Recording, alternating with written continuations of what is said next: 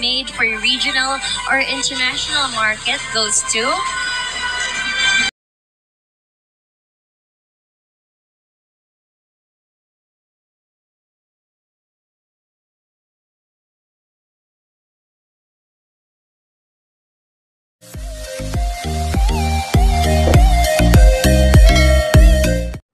Guys, tapos na nga ang live ng Content Asia Awards.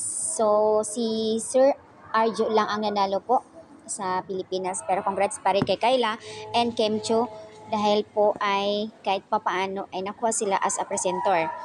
Big win pa rin sa atin sa Pilipinas. Congrats Kimi and Kayla, lalo na sa series na din lang. Yung pagiging nominated ay panalo pa rin yan. Kaya guys, congrats sa lahat.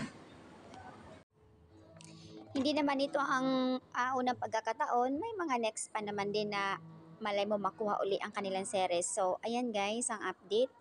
Um, wag sana bigyan ng kung ano pang mga issue kung hindi mananalo si Kim and Kayla sa cast ng Linlang.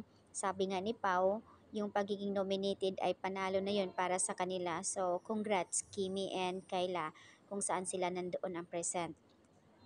At sa lahat ng mga nanonood kanina sa live na halos mga Kim Pao fans, nagpaabot na pagbati ng congrats kay Kim Cho.